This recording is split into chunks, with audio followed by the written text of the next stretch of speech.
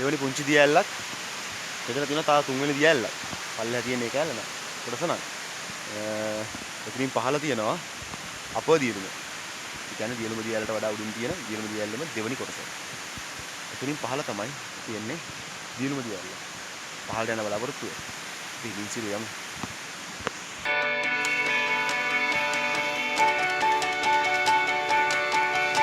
මේ ඉන්නේ අප දියලුම සමාන්තරව දැන් ඉන්නේ. බලා ගන්න පුළුවන් දියලුම දිය ඇල්ල අප දියලුම දිය ඇල්ල. අර තරුණ මල්ලි කියන විදියට ඉතින් සීරුවේ මානේ ලුක් ගාලෙන් පල්ලෙහාට බහින්නේ අපි දැන් කරන්නේ. නෑ මාර්ගය. සම්පූර්ණයෙන්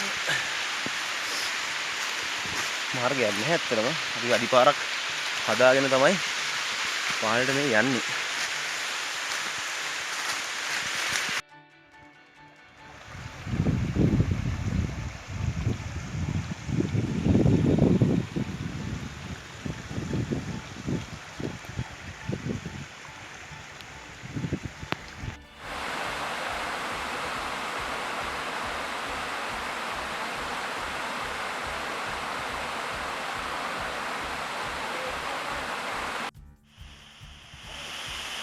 පාලට වැස්සේ තව දුෂ්කර මාර්ගයක් කැලේ වගේ වැස්ස කොහොම හරි. මේක කියන්නේ අප දියලුම දියැල්ලේ ලොකුවක්. කොහොම හරි ඉදිරින් දැකපු අනිත් පුරා දියැල්ලක් පල්ලෙහා ඉඳලා පොඩි දියැල්ලක් දියැල් දෙකම පල්ලෙහාට බලා ගන්න පුළුවන්.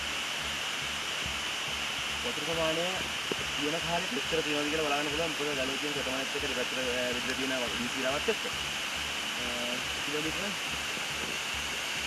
මාරක් විතර ගිය තැන ප්‍රධාන මාර්ගය ඉඳලා අතුරට අවිල්ල වාට මේ දියැල්ලේ ඉඩකොට කරන්න පුළුවන්. මෙතනින් පහළ තමයි සාමාන්‍යයෙන් දකින්න ප්‍රධාන දියලුම දියැල්ල තියෙන්නේ. ගලපොතේ තියෙන වතුර අපෝ දියලුම දියැල්ලත් පහළට රුටගෙන තමයි දියලුම දියැල්ලට යන්නේ.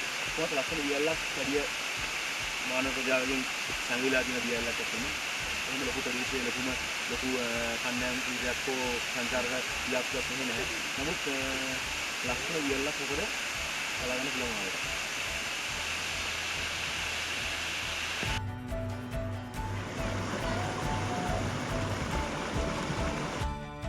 අපි ආවා මේ ඉන්නේ දියලුම මුදුනේ දියලුම දියැල්ලේ ටිකක් වෙනස් තරම් බලාගන්න පුළුවන් කොටස් තුනකට කැඩිච්ච පාදම් තුනක් වගේ දෙනක් මොකද වෙනස් දියැල්ලක නොතිබුණු විදිහක් එහෙම තමයි ඒකත් කවර කරගෙන පල්ලෙන් බලන්න පුළුවන් ලංකාවේ දෙවෙනිට උස්ම දියැල්ල දියලුම කියලා මුදුනේ පෙරගලහන්දිය ඉඳලා වැල්ලවාඩන පාරක් වැල්ලවාඩන කියන පල්ලෙන් පාරක් දැන් පොඩියට දෙන්නේ මොකද අවදානමත් ඉන්න ටිකක් ඇත්තම ටිකක් වැඩි ප්‍රදේශයක් අද වෙක්සයිට කාලගුණයක් ඉඳලා කොහොමද පොඩ්ඩක් එතමනේ තියෙන ගල් පිළිමද සුන්දර ප්‍රදේශයක්. අවඩ කඳු පන්ති ටික සියල්ලම බලා ගන්න පුළුවන්.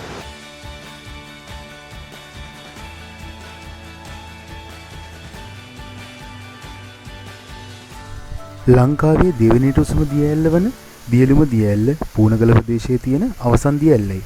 උසින් අඩි 628ක් මීටර 230ක් පමණ උසම දියඇල්ලට නොවැම්බර් දෙසැම්බර් මාසයේ නම් ඉතා විශාල වතුර ප්‍රමාණයක් ලැබෙන බවයි අපිට දැනගන්න ලැබුණේ. කෙසේ වෙතත් අතීතයේ දිය ගැලුම දිය හැලුම යන නමින් පට බැඳිලා පසු කාලීනව ඒ දියලුම උනත් ජනප්‍රවාදයේ සඳහන් වෙනවා. ඉතින් මෙම සුන්දර දිය කොමලිය තමන්ගේ ගමන් අවසානයේ ළඟා කරගන්නේ කුඩා ඔයට එකතු වී කුඩා ඔය කිරිඳිඟටත් කිරිඳිඟ තිස්ස මහාරාම ප්‍රදේශයෙන් මහමුදුරත් එකතු වීමෙන් සවස් සිද්ධි ඉරත් ක්‍රමයෙන් නවරට යන හින්දා අපි හිමිසරේ පල්ලෙහාට බහින්න තීරණය කරා.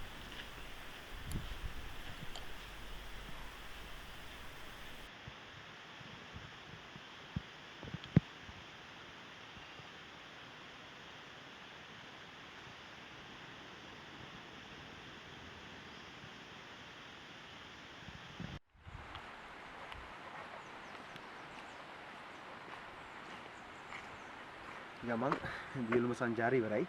අපි දියලුම ඇල්ලේ මුදුනට ගියා. දියලුම ඇල්ලේ පල්ලෙහාට ගියා. ලස්සන view point එකක් අපි හොයාගත්තා බැලුවා. ඉතින් ගමන් දියලුම චාරිකාව මෙතනින් නිමා කරනවා අපි. විශේෂයෙන් මතක් කරන්න ඕන අපිට දියලුම පිලා ආයතනයේ දියලුම කමල් මහත්මයා. මොකද මුල ගමන් සියලුම දේවල් සියලුම අදින්න කරන්න හැමදේම අපිට සපයලා දුන්නේ.